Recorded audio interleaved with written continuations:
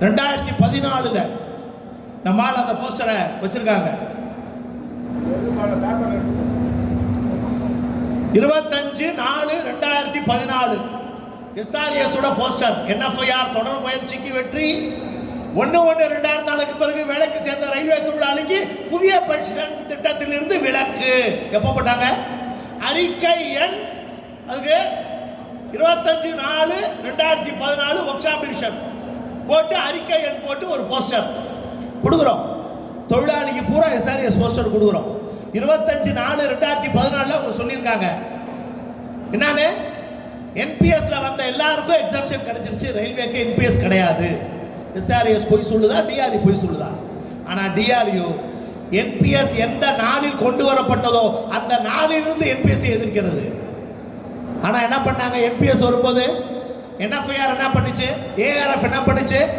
அன்னைக்கு Vajpayee prime minister, Vajpayee prime minister ஆகும்போது 1/1/2004 முன்னால் டிசம்பர் 22ஆம் தேதி 2003ஆம் ஆண்டு டிசம்பர் 22ஆம் தேதி எக்ஸிகியூட்டிவ் ஆர்டர் நிர்வாக உத்தரவு மூலமாக NPS என்பது அமுல்படுத்தப்படுகிறது. அன்றைய ஜனாதிபதி அப்துல் கலாம் ஐயா கையெழுத்து வாங்கி கொல்லைப்புற வழியாக பேக்டோர் என்ட்ரி வழியாக NPS அமுல்படுத்தினாங்க.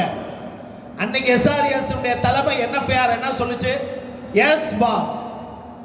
ARF என்ன சொல்லுச்சு NPSக்கு? S pass. ஒரு படி மேல போய் ARF உடைய ஆல் இந்தியா பிரசிடென்ட் உம்ராமுல் புரோஹித் அவர் என்னவா இருந்தாரு? ட்ரஸ்டியாக இருந்தார். ARF உடைய ஆல் இந்தியா பிரசிடென்ட் உம்ராமுல் புரோஹித் ட்ரஸ்டியா இருந்தார். அவர் RTIல DRU போட்டு வாங்கின லெட்டர் 1000 ஜெராக்ஸ் எடுத்துருக்கோம் சார், உங்க எல்லாருக்கும் கையில தரோம் சார், நாங்கள் எல்லா NPS ஹோல்டருக்கும் தரோம் சார். 1000 ஜெராக்ஸ் எடுத்து வச்சிருக்கோம். 2012ஆம் ஆண்டு வரை உம்ராமுல் புரோஹித் NPS ட்ரஸ்டியாக செயல்பட்டார். இன்னைக்கு வந்து இவங்க பேசுறாங்க, நாங்க NPS ஒழிச்சு OPS வாங்கி தருவோம். 2013 தேர்தல், அந்த தேர்தலில் கண்ணையா பேசுறாரு, DRU scrap NPS restore OPS என்று DRU வழக்கு தொடுத்தது. Central administrative tribunal OA number 575/2011ல DRU கேஸ் போட்டுச்சு. அந்த கேஸ் போட்டு DRU என்ட்ரி ஆர்டர் வாங்கி இருக்கு. என்ன entry order? while the NPS holder expired in the service, his family will get the family pension as per the OPS scheme. When the NPS holder due to invalid, disabled or he met an accident, he physically was invalid means then he will get the invalid pension as per the OPS. அதுக்கான entry order, அந்த entry order copy 1000 xerox எடுத்து வச்சிருக்கிறோம். Court order copy 1000 xerox வச்சிருக்கிறோம். அதையும் நாளைக்கு கொடுக்குறோம். எங்க ஆளுங்க அந்த 1000 ஜெராக்ஸ் கொடுப்பாங்க. NPS ஹோல்டர் பாருங்க, பொய் DRU சொல்லி சரித்திரம் இல்லடா எங்களுக்கு. நீங்க தான் பொய்யிலே பிறந்து பொய்யிலே வளர்ந்த புலவர் பெருமான்கள். நாங்க அப்படி கிடையாது, நீங்க தான் அது. அந்த என்ட்ரி ஆர்டர்ல திருப்பூர்ல நரேஷ் என்ற ஆக்ட் அப்ரெண்டிஸா இருந்து DRU போராட்டத்தால் வேலைக்கு வந்த தொழிலாளி நரேஷ் SCPயா போனாரு. டிராபிக்ல பம்பர்ல அடிபட்டு இறந்து போறாரு நரேஷ். அந்த நரேஷுடைய குடும்பத்திற்கு ஃபேமிலி பென்ஷனை பெற்றுக் கொடுத்த அமைப்பு இந்த DRU. அதே போல் லோகோ ஒர்க்ஸ்ல கார்த்தி என்ற தொழிலாளி அவர் அடிபட்டு இறந்து போறாரு. அந்த கார்த்திக்கு புதிய பென்ஷன் திட்டத்தின் அடிப்படையில் அந்த குடும்பத்திற்கு ஃபேமிலி பென்ஷனை பெற்றுக் கொடுத்த DRU.